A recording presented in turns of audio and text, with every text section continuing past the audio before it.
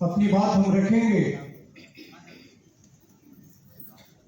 क्योंकि सारे लोग वक्ता हैं, सब लोग 2 घंटा 4 घंटा बोलने वाले इस हॉल के अंदर है। ये नहीं कि जो मंच पर है वही बोलता है। सारे मतलब कि जो वामन मेश्राम ने हर आदमी को बोलना सिखाया। ये बहुत गर्व की बात है हम निवासियों की कि जो वाम से जुड़ा है। एक सोशल मीडिया पर बहुत बड़े पैमाने पर प्रचार चल रहा है कि नाम कहीं लिखवाइए, किसी कॉलेज स्कूल यूनिवर्सिटी में लिखवाइए, लेकिन कोचिंग जो है वाम सिर्फ में ही करना हो।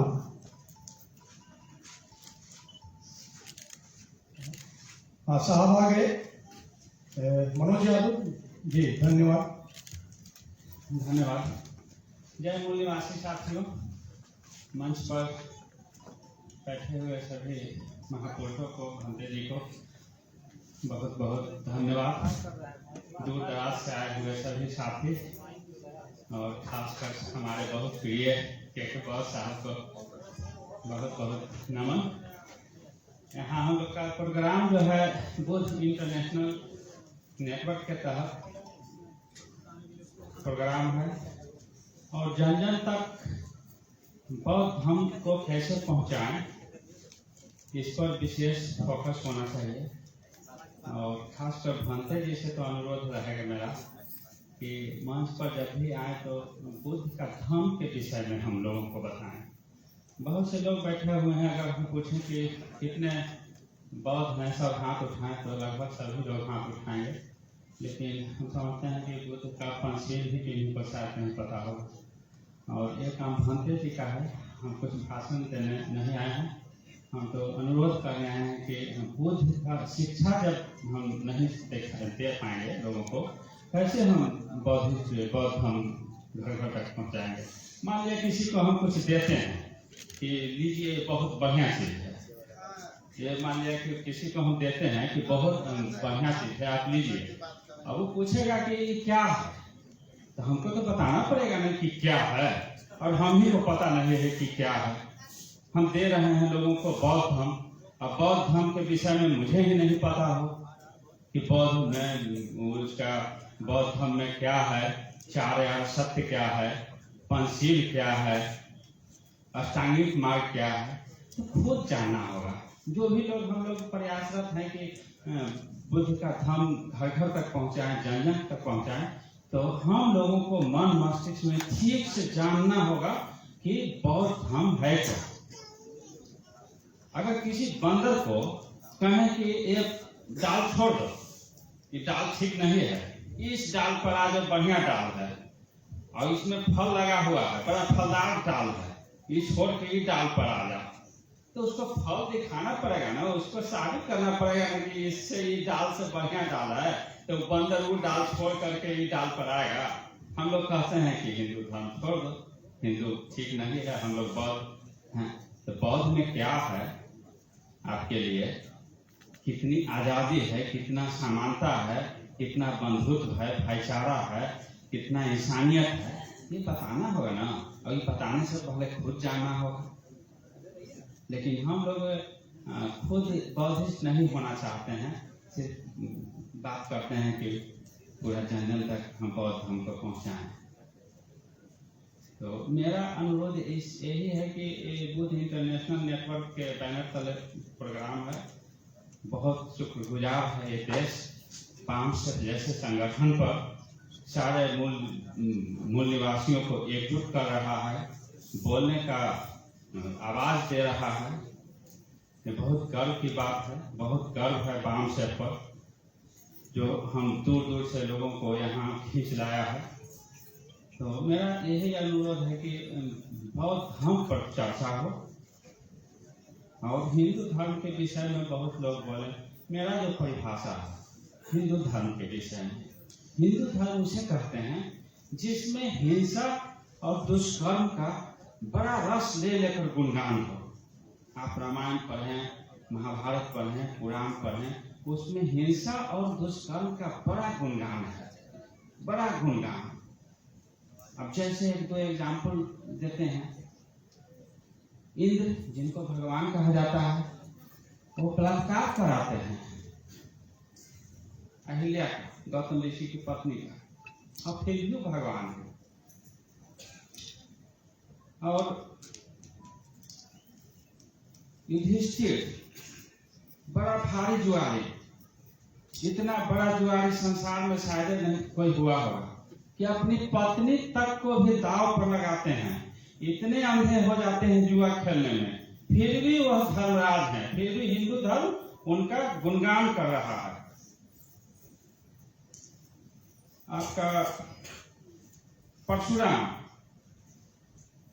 परशुराम के आगे तैमूर लंग, हिटलर, मुसोलिनी, तमाम जो हत्यारा हुए हैं अंतरराष्ट्रीय स्तर के, वो सारे के सारे फेल हैं परशुराम के आगे, फिर भी उसको भगवान कहा गया है।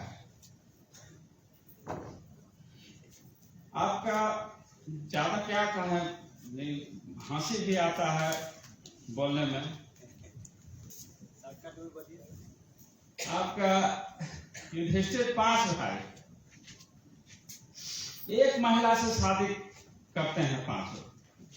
मतलब कुत्ता में भी ये सोच समझ होता तो शर्माएगा कि हमसे भी आगे निकल गया है। तो ये बहुत चीज है कि हिंदुओं के बारे में कहने के लिए, उनका बुराई बताने के लिए, लेकिन हमको कंपैरिजन करना होगा कि अगर हिंदू धर्म में एक बुराई है तो हम जो दे रहे हैं बुद्ध धर्म, इसमें अच्छाई क्या है ये बताना होगा। हम ज्यादा नहीं देर तक समय लेंगे, हम सिर्फ बुद्ध का पंचशील के विषय में पंचशील बोलकर हम अपनी बात खत्म करेंगे। बुद्ध 5 परहेज बताएं। अगर पंचशील के पालन भी अगर हम लोग ठीक से कर लें अपने जीवन में, तब हम मानव कहने का हकदार हो जाएंगे। सिर्फ बुद्ध का पंचशील, बुद्ध ने और बहुत सारे बताए जो मुझे भी नहीं जानकारी है। तो बुद्ध ने पहला शील दिया हमें, पाणातिपाता वेरमणि सिक्खापदं समादियामि, अर्थात किसी भी तरह की हिंसा से, अकारण हिंसा से दूर रहो, विरक्त रहो। चाहे अपने वाणी से हिंसा हो, या अपने व्यवहार से हिंसा हो, या अपने शरीर से हिंसा हो, किसी भी तरह की हिंसा से विरक्त रहो, दूर रहो। ये बुद्ध ने पहला शील हमें दी, किसी तरह की हिंसा नहीं करना। अकारण अगर हमारे जाने पर आ जाए, कोई मेरी जान लेना चाहे तो हम क्यों नहीं अपने बचाव में उनका हिंसा करेंगे, लेकिन अकारण हिंसा नहीं करना। दूसरा शील उन्होंने दिया, अदिन्य दाना वेरमणि सिक्खापदं समादियामि, मतलब चोरी नहीं करना है। चोरी कैसे करते हैं हम लोग? लोभ से। चोरी करने से पहले अपने भीतर लोभ जरूर आता है, और लोभ सारे बुराइयों का जड़ है, रूट है। बाकी जो क्रोध है, काम है, ईर्ष्या है, डाह है, मोह है, भय है, ये सब जो बुराई है, ये लोभ का डाल पत्ता टहनी है, रूट में लोभ है। लोभ के बगैर कोई बुराई नहीं आपके भीतर आ सकता। तो बुद्ध कहते हैं कि लोभ से विरक्त रहो। अब मान लिया कि बहुत कीमती चीज है, ये माइक अरब रुपया के, 1 अरब का है। अब किसी व्यक्ति के भीतर लोभ हो जाए इसको पाने के लिए, अब कई तरह का कोशिश करेगा इसको पाने के लिए। अगर इसको पाने में कोई अवरोध डालेगा तो उसके भीतर उस पर क्रोध उत्पन्न होगा। कोई पाना चाहता है गलत तरीके से, उसमें कोई रोड़ा डालेगा, रुकावट डालेगा, तो उस पर क्रोध पैदा होगा। अब देखिए, लोभ से क्रोध का जन्म हो जाता है। अगर इसको पाने में कोई मददगार सिद्ध हुआ, उसको मदद करने वाला कोई मिला, तो उस पर मोह होगा, उससे एक लगाव हो जाएगा। तो लोभ से मोह पैदा हुआ, लोभ से क्रोध पैदा हुआ। अगर किसी तरह से वो व्यक्ति उसको पाने में सफल हो गया, तो क्योंकि कीमती चीज है, सभी के पास तो उतनी कीमती वस्तु होगी नहीं, तो उसके भीतर अहंकार का जन्म होगा, घमंड कि मेरे पास इतनी कीमती चीज है, और साथ साथ भय भी उसके भीतर घेरेगा कि फिर से छीन न जाए। तो लोभ से ही सारे बुराई पैदा होते हैं। बुद्ध ने कहा अदिन्न दाना वेरमणि शिक्षा पदम समाधियां। तीसरा शील उन्होंने दिया कामेषु मिच्छाचारा वेरमणि शिक्षा पदम समाधियामि।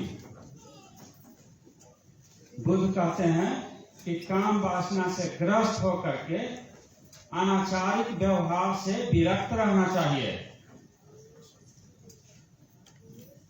अनाचारिक व्यवहार से आप देख रहे हैं कि आज कितना समाज में बलात्कार हो रहा है, छेड़खानी हो रहा है, शूटिंग हो रहा है कि हम अपने बहन बेटियों को कॉलेज नहीं भेज पाते हैं।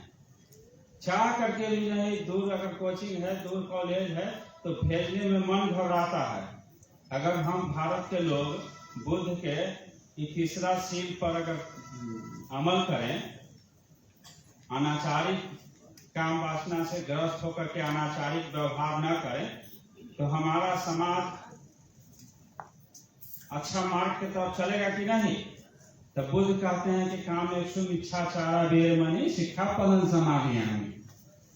फिर बुद्ध का चौथा शील है कि मूषावादा वेरमणि शिक्षा पदम समाधियामि। कि झूठ मत बोलो, चुगली नहीं करना है, झूठ चुगली से विरक्त रहना है। जो भी बोलना है सत्य बोलना है। जो भीतर बोलने का इच्छा हो रहा है वही बोलें। किसी को दुख देने के लिए, किसी को खुश करने के लिए झूठ नहीं बोलना चाहिए। जो भी बोलना चाहिए सत्य बोलना चाहिए। ये बुद्ध का चौथा शील है। पांचवा शील है बुद्ध का, बहुत महत्वपूर्ण है। सुरा मेरे मज अपमाद खाना वेरमणि शिक्षा पदम समाधियामि। मतलब मांस, शराब, भांग, धतूरा, जितने भी नशीला पदार्थ है जो मन मस्तिष्क को विकृत करता है, गलत रास्ता पर ले जाएगा, ऐसे वस्तुओं के सेवन से हम दूर रहें। ये बुद्ध का पंचशील है। तो हम तभी घर घर तक बौद्ध धर्म जन जन तक पहुंचा सकते हैं जब खुद बुद्ध के बारे में जान पाएंगे। ऐसे नहीं जान पाएंगे। और बाबा साहब का तो जितना भी धन्यवाद दें, जितना भी नमन करें कम है, क्योंकि ब्राह्मणों ने तो भारत से बौद्ध धर्म को लगभग समाप्त ही कर चुका था। तो बाबा साहब ने पुनः स्थापित किया, पुनः जीवित किया, उसमें प्राण फूंके।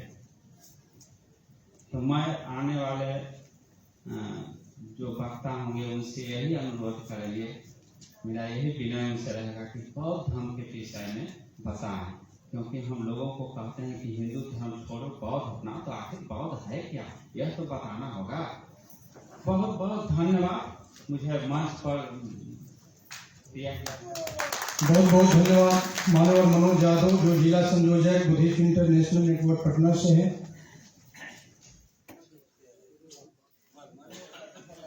हेलो, हाँ, मैं दूसरे वक्ता के रूप में चंदन जी को, मैं चंदन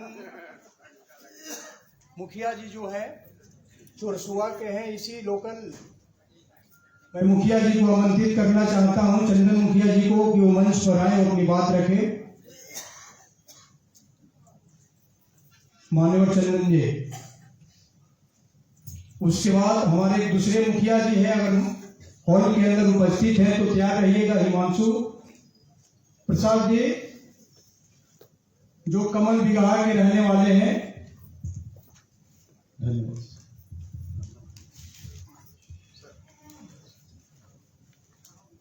नमो बुद्धाय। आज बुद्धिस्ट इंटरनेशनल नेटवर्क के अंतर्गत 5वां राष्ट्रीय अधिवेशन में हम लोग शामिल हुए हैं। और इस अधिवेशन में मैं मंच को उपस्थित सभी गणमान्य लोगों का एवं सभी श्रोताओं का हार्दिक अभिनंदन करता हूँ। साथियों, आज का जो दौर है, हम लोग पूरी तरीके से मानसिक गुलामी से गुजर रहे हैं। कहीं कहीं हम लोगों के दिमाग में ब्राह्मणवाद घुसा हुआ है। आप सोचिए, जन्म से लेकर के मरण तक हम लोग पूरी तरीके से ब्राह्मणवाद के क्षेत्र में फंसे होते हैं। बच्चा पैदा नहीं होता है कि उनके ऊपर विविध तरह के दोष, तो ग्रहों का चक्कर, फलाना फलाना पता नहीं क्या क्या बोल करके डराया जाता है, भड़काया जाता है। जिन्होंने अभी तक दुनिया ठीक से देखी नहीं, एक नवजात शिशु का जीवन धीरे धीरे बचपन से आगे की ओर बढ़ता है। तो चाहे वो शादी विवाह का माहौल हो, हर्षोल्लास का माहौल हो, किसी की मृत्यु हो जाती है, सभी जगहों पर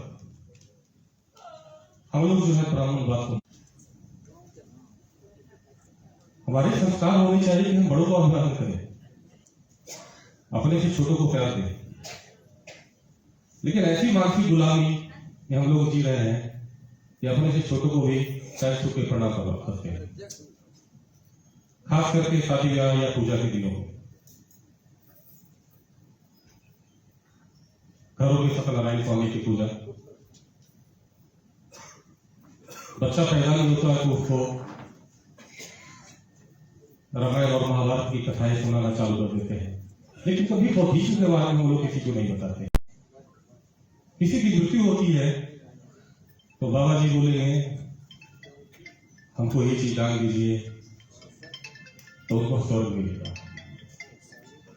क्या जो चीज हम दान देते हैं, गुलामी करने के लिए मजबूर हो जाते हैं। और इसी चीज से हमें उबरना है।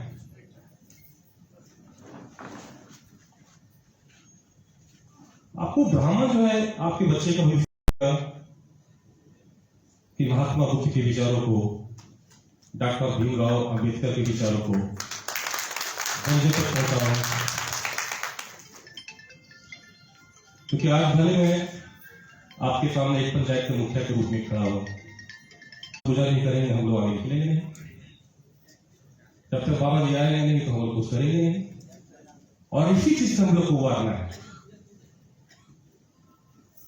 तो मैं तो यही उम्मीद करता हूं कि हमने कम से कम जो बात आप लोग तक पहुंचाई है अपने अनुभव के अनुसार, इसके ऊपर जरूर आप लोग विचार करेंगे। और इन्हीं सब बातों पर मैं अपनी बातों को विराम देता हूं।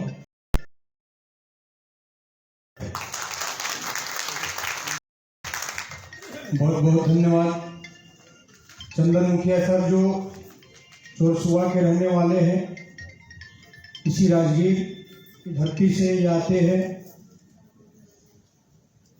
मैं अगले जो अंधविश्वास को खत्म करने के लिए वो गीत गाना चाहती है, वो इशारा मतलब कि वही अपने कुर्सी से दे रही है हमको। मैं उस बच्ची को बुलाना चाहता हूँ जिसका नाम सुरभि नागवंशी है, जो बक्सर से रहने वाली है और मेरी खुद बेटी है। मैं अपने बेटी को बुलाना चाहता हूँ जो आए इस देश पर अपने गीत के माध्यम से समाज को जागृत किया।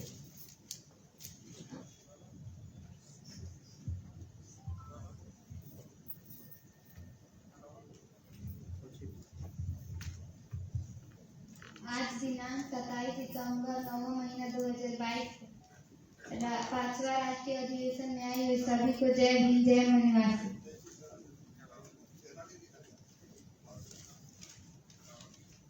अंधविश्वास सब तोड़ी के, महिला के साथे सब जोड़ी के, गाए गाए महिला के जागाई जा ए भैया। देश से ब्राह्मणवाद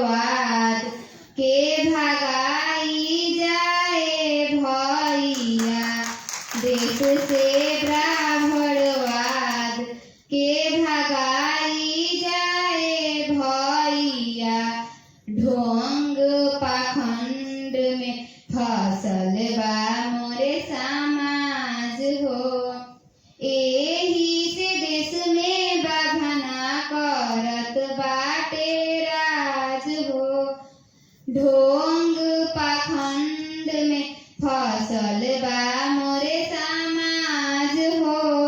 एही से देश में बाबा करत बाटे राज हो। ऐसन व्यवस्था के मिटाई जाए भैया, देश से ब्राह्मणवाद के भगाई जाए भैया, घर से ब्राह्मणवाद के भगाई जाए भैया। फातिमा सावित्री अम्मा बाई के जानी भूलई हा, इनके इतिहास जाके घर घर में बताई हा। फातिमा सावित्री अम्मा बाई के जानी भूलई हा, इनके इतिहास जाके घर घर में बताई हा। गौरव गंधा बतलाई के महिला संगठन बनाई के लड़ी जाए आजादी खातिर मिली के भैया, देश से ब्राह्मणवाद के भगाई जाए भैया, देश से ब्राह्मणवाद के भगाई जाए भैया। जय हिंद जय हिंद।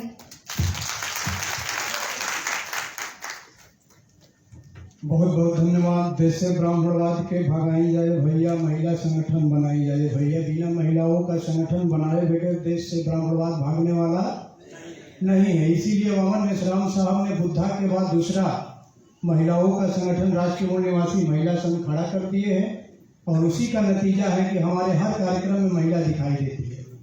अगले कड़ी में मैं मंच पर आसीन मुखिया जी को, जो हिमांशु मुखिया जी जो है कमल विवाह से, मैं उनको आमंत्रित करना चाहता हूं कि वो डैश पर आए और अपनी बात रखे, समय को ध्यान में रखते।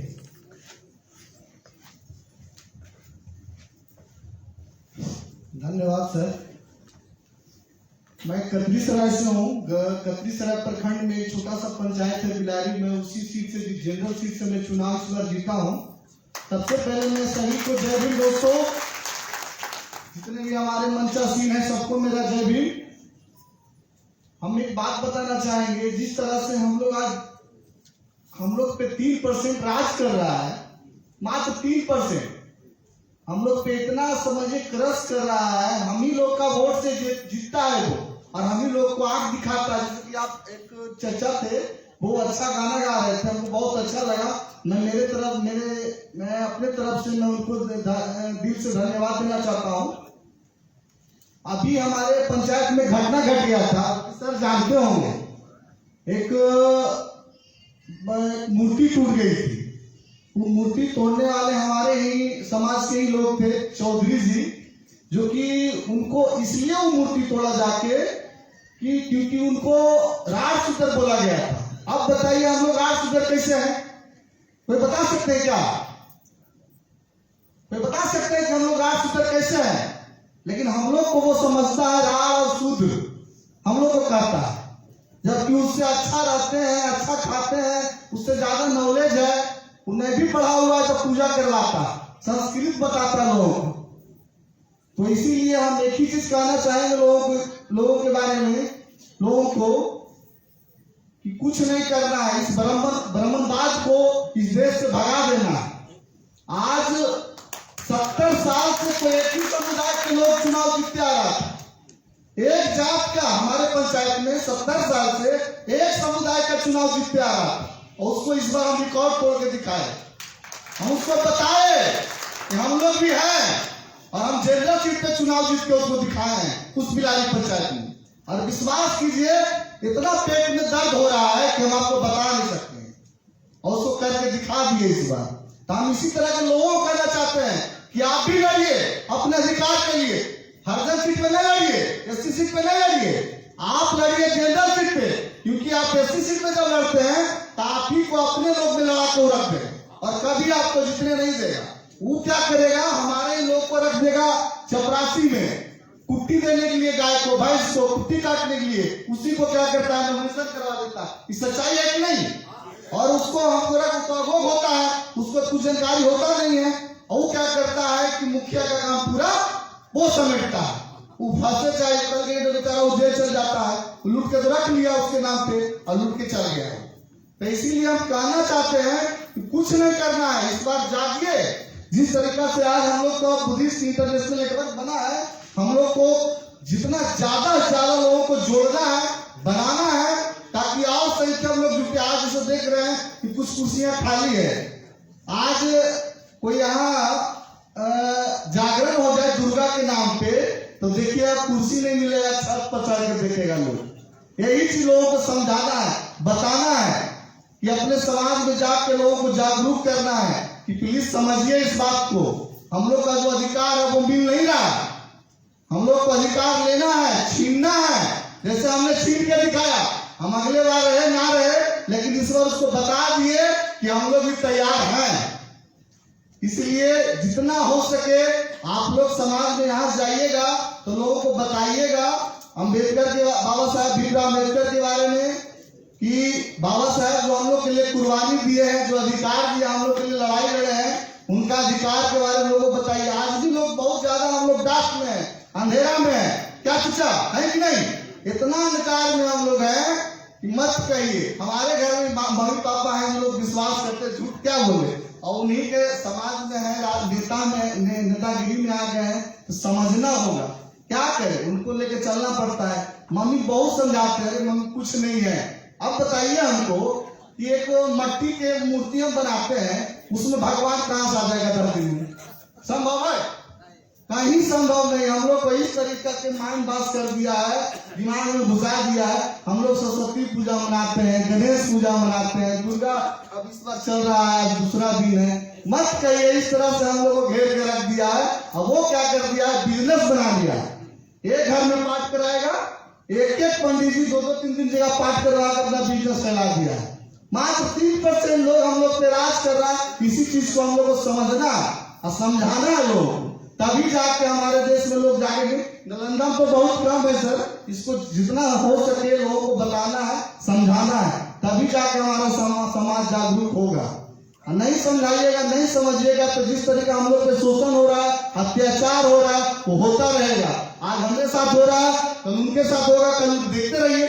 उसमें कितना है जो मूर्ति टूटा, उस मूर्ति टूटा तो पूरे नालंदा जिला का बजरंग दल होता है, संगठन है, जिस उस संगठन में सब हरजन टोटा जब आया वहां पे हम पंचायती के लिए गए, वो केस भी किया, केस में भी खड़े खड़े दे लिए जाके कोर्ट से।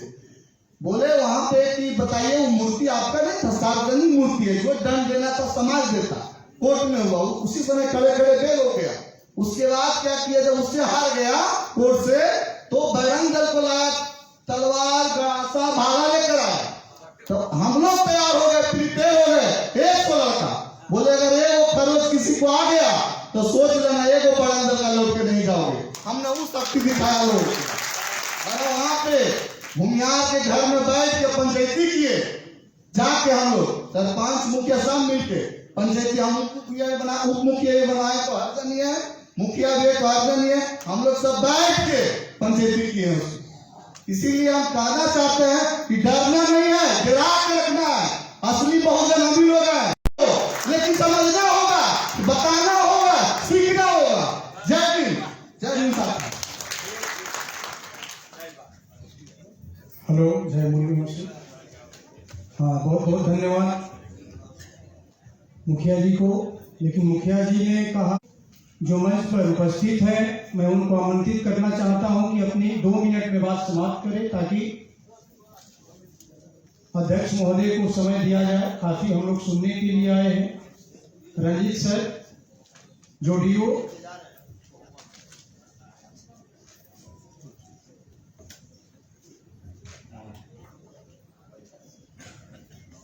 हेलो, मैं ज़्यादा समय नहीं लूँगा, और जितने भी वक्ता हैं वो तो जो मुख्य थीम है वो दिस इंटरनेशनल का, कि समाज को किस तरह से मुख्य धारा में, सामाजिक बंधन में, एक धार्मिक और संवैधानिक परिप्रेक्ष्य में लेके चलना है, उस पर विशेष रूप से मैं बात करूंगा थोड़ी देर।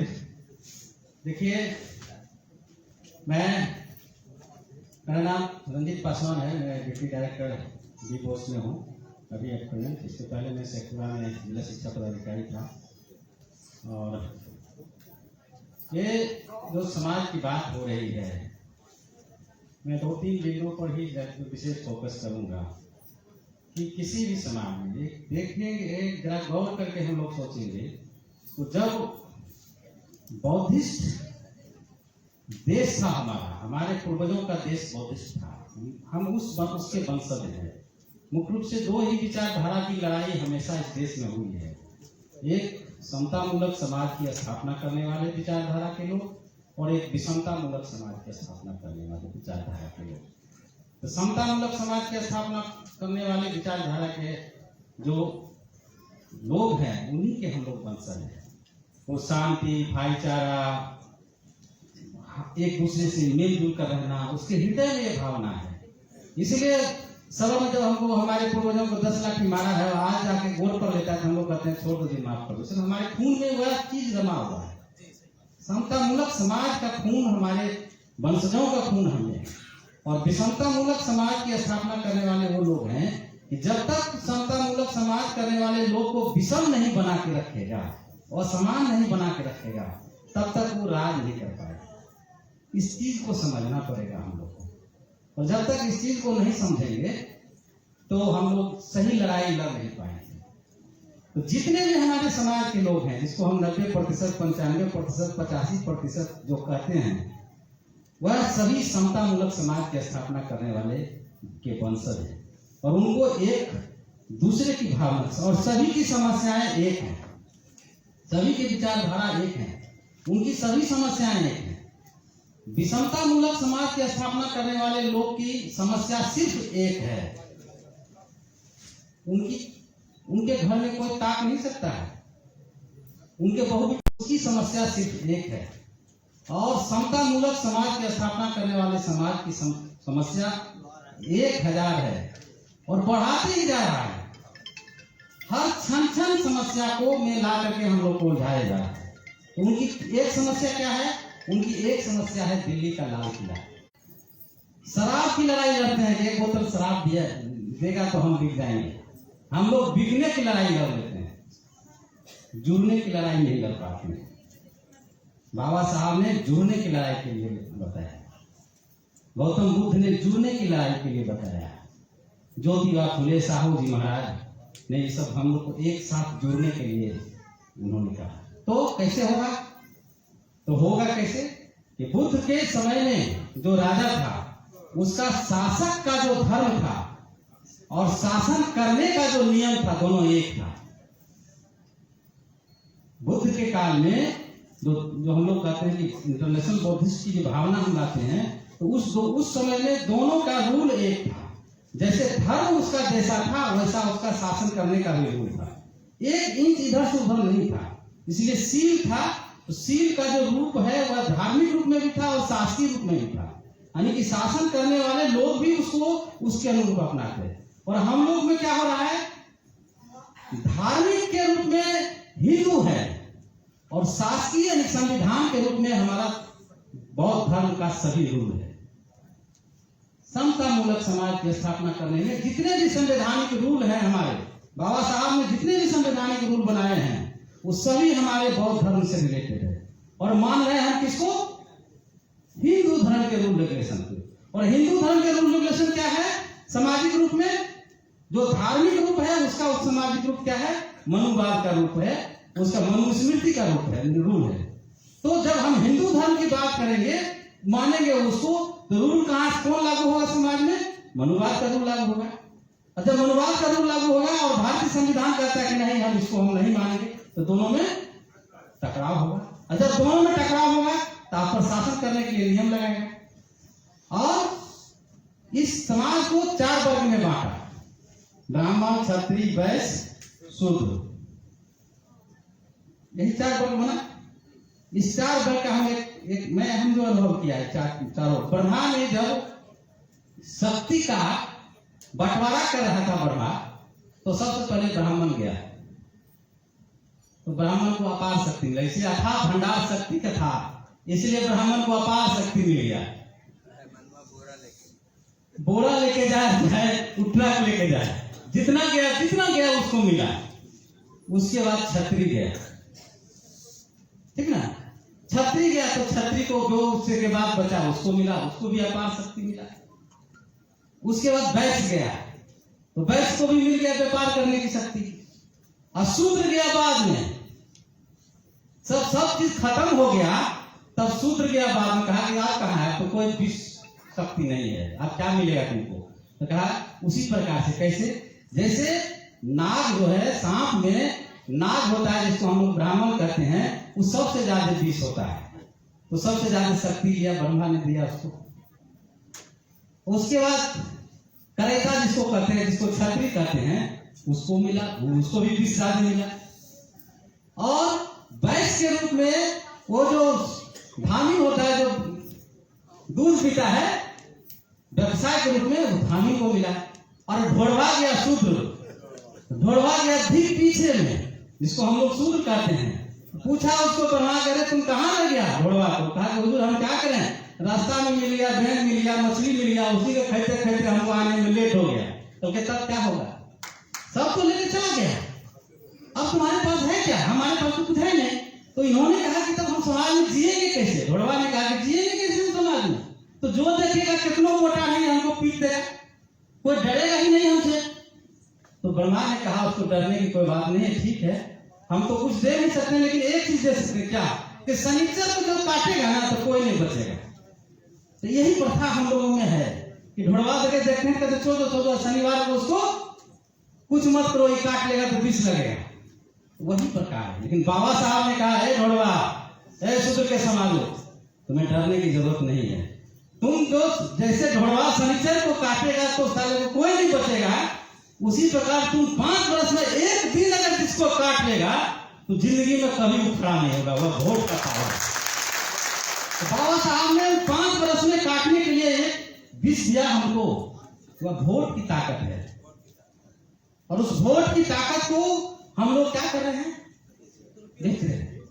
जिस तरह से शनिवार के दिन के लिए सवर्ण लोग जो है, हम लोग ढोड़वा से बच जाते हैं, उसको दूध पिला देते हैं, नहीं मारते हैं, फुचकार देते हैं, छोड़ देते हैं, उसी प्रकार से वोट के दिन में हमको खिलाता है, पिलाता है, गाड़ी पे घुमाता है, इधर उधर उसका चापलूसी हमारा भी करता है, जरूरत पड़ता है तो कान्हा पर भी लेके चलता है। और उसके बाद 5 साल फिर जब जीत जाता है हमारे पावर लेकर के, हमारे ताकत लेकर के, तो फिर हमको 5 साल लतियाता है। उसके बाद हम कहते हैं कि देखिए हम लोग ये करता है। तो अब उसकी एक समस्या का उन्होंने समाधान करने के लिए हमको 1000 समस्या में उलझाया हुआ रखा है, और हम इस चीज को नहीं समझते हैं। आप समझिए इस चीज को कि बाबा साहब ने जो हमको दिया, उस समय मीडिया भी हमारा नहीं होगा, बॉम्बे में उसके ऊपर कुछ बीतता होगा, पुणे में उसके ऊपर कुछ बीतता होगा, तो बिहार आने में कम से कम 2 साल लगता होगा उस आवाज को सुनने में। कोई आता भी होगा तो हमारे समाज का लोग कोई न्यूज पेपर पढ़ने वाला भी नहीं होगा, कोई पढ़ भी नहीं पाता होगा न्यूज पेपर क्या क्या है नहीं है। तो उस न्यूज पेपर को पढ़ने वाला भी कोई हमारे समाज का नहीं है। और उस परिस्थिति में उन्होंने इतना बड़ा हमको पावर दिया, और आज हमारे समाज में पढ़े लिखे लोग भी हैं, कुछ ताकतवर लोग भी हैं, फिर भी हम लोग परिवर्तन नहीं कर पा रहे। इसका क्या कारण है? बाबा साहब ने, कांशीराम साहब ने कहा कि D/S/R=C। बाबा साहब के समय में D था, R था, S नहीं था। अब मैं थोड़ा इसको हिंदी में बताता हूं। बाबा साहब जब किसी समाज में, अपने समाज में जाते थे, तो जैसे अपने समाज के गरीब लोगों के बीच, अपने समाज के लोगों के बीच कहते थे कि बहुत अन्याय करता है हम लोगों के पंडित है, हम लोग से घृणा करता है, शूद्र हमको समझता है, राज कहते थे ना, राज शूद्र समझते हैं। तो लोगों में डिजायर पैदा हो जाता था, इच्छा पैदा, हाँ बाबा साहब सही कहते हैं, इस तरह से व्यवस्था से लड़ना चाहिए। आर्मी रिवोल्ट लड़ने के लिए तैयार खड़ा हो जाता था कि जैसे भी हम लड़ेंगे, लेकिन उसके पास स्ट्रेंथ नहीं था, एस नहीं था, स्ट्रेंथ नहीं था, उसको मजबूती करने का धन संपत्ति नहीं था। एक कपड़ा पहनता था तो दूसरे दिन मिलेगा तो नहाने के बाद फिर पहनने के लिए मिलेगा कि नहीं मिलेगा, ये स्थिति हमारे समाज की।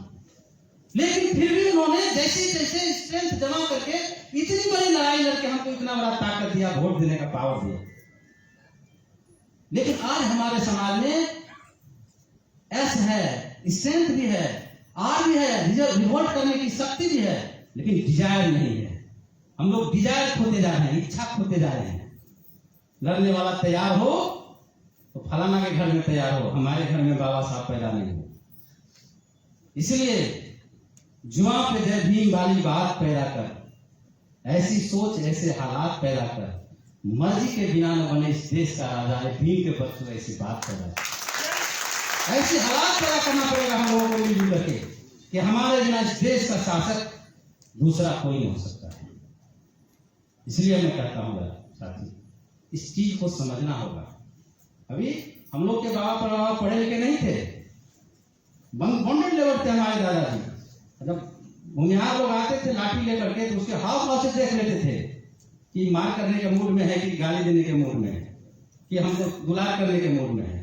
लेकिन अब समय खत्म हो गया है, तो वह हमारे पास भी नहीं आएगा, आता भी नहीं है। और हम लोग 100 से कहते हैं कि अब व्यवस्था बदल गया, अब ये सब बात नहीं है, लेकिन नहीं है, उससे 100% ज्यादा हो गया है।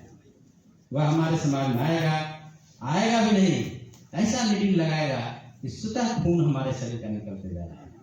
अभी देखिए ग्लोबलाइजेशन कर दिया, प्राइवेटाइजेशन कर दिया, हमारी शक्ति जो कुछ भी होता था, बेरोजगारी दूर करने का जो भी साधन था, थोड़ा बहुत पढ़ने लिखने का कारण था, तो वह हमारा समाज में सरकारी नौकरी पाने के काबिल होने के लायक नहीं था। लेकिन वह भी संभव नहीं है, इसलिए कि प्राइवेटाइजेशन में हमारी वहां पर पॉलिसी ही नहीं है। इस सब कमी के चलते हम लोगों को भूखमरी और गुलाम बनाने के साजिश चल रहा है। और हम लोग को चाहिए कि बौद्ध विचारधारा को पकड़ करके ही हम संवैधानिक विचारधारा पे चल सकते हैं। अगर संविधान को मानते हैं तो हमको बाबा साहब ने कहा कि ठीक है, धर्म के बिना संगठित नहीं हो सकता है, तो हम आपके सामाजिक रूल, सरकारी रूल के धर्म भी देता हूँ, और वह बौद्ध धर्म दिया हम लोग को मानने के लिए। और इसको जब तक हम लोग पकड़ के नहीं चलेंगे तब तक हम सही दिशा में न संविधान को बचा सकेंगे, ना बौद्ध धर्म को बचा सकेंगे। अगर बौद्ध धर्म को बचाना हो, संविधान को बचाना हो और अपने जनरेशन की लड़ाई लड़ना हो, तो ये दोनों चीज पर लड़ाई लड़ने के लिए हमको आगे बढ़ना हो। इसलिए मैं ज्यादा समय लूंगा, वक्त भी कम है। इन्हीं चंद शब्दों के साथ मैं अपनी वाणी को विराम देता हूँ। जय भीम, जय माता। बहुत बहुत धन्यवाद मानव रंजीत सर जी को। रंजीत सर ने एक बहुत मौलिक बात कहा कि हमारे घरों में हजारों समस्या है, लेकिन ब्राह्मणों के घरों में एक समस्या है, यानी ब्राह्मण के घर में एक समस्या है। वो कौन सी समस्या है कि ब्राह्मण हमेशा सोचता है कि इस बहुजन समाज को दीर्घ काल तक गुलाम कैसे रखा है, और बहुजन समाज दीर्घ काल तक गुलाम तब रहेगा जब केंद्र की सत्ता उसके पास रहेगा। जब तक केंद्र की सत्ता मूल निवासी बहुजन समाज के पास नहीं आएगा, तब तक ये मूल निवासी बहुजन समाज आजाद नहीं हो सकता है। इसलिए हमें केंद्र की सत्ता तक पहुंचने का भी सोच रखना चाहिए, प्रयास करना चाहिए। अब सर जो हमारे अध्यक्ष महोदय हैं माननीय गौतम बनसोड़े सर, जो प्रभारी राज्य के प्रभारी हैं, मैं इनको आमंत्रित करना चाहता हूं सर को जो अध्यक्षीय भाषण करने के लिए। और मैं कुछ इस हॉल के अंदर जो बैठे सक्रिय कार्यकर्ता को मैं अपील करता हूं कि जो भी हॉल से उठकर जो बाहर गए हैं उनसे थोड़ा, अखिलेश सर से निवेदन है कि जो बाहर इधर उधर घूम रहे हैं उन सभी लोगों को निवेदन पूर्वक इस हॉल के अंदर बैठाया जाए, क्योंकि अब अध्यक्षीय भाषण शुरू होने जा रहा है। अध्यक्ष महोदय को मैं आमंत्रित करना चाहता हूं कि वो डेस्क पर आए और अपनी अध्यक्षीय भाषण रखें।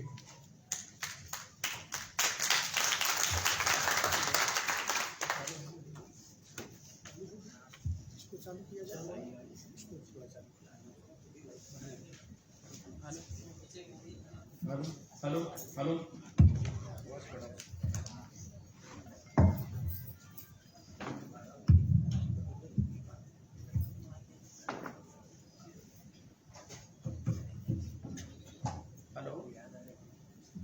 हेलो नहीं है। हेलो हेलो, आ रहा है आवाज? हेलो साथियों,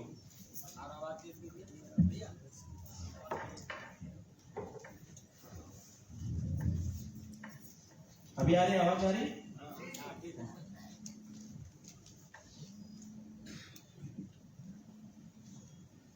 सभी पदाधिकारी कार्यकर्ताओं को नमो बुद्धाय, जय भीम, जय निवासी। बुद्धिस्ट इंटरनेशनल नेटवर्क के माध्यम से भारत के 31 राज्यों में बुद्धिस्ट इंटरनेशनल नेटवर्क के राज्य अधिवेशन संपन्न हो रहे हैं। उसके अंतर्गत ही बिहार राज्य का प्रथम राज्य अधिवेशन 27 सितंबर 2022 राजगीर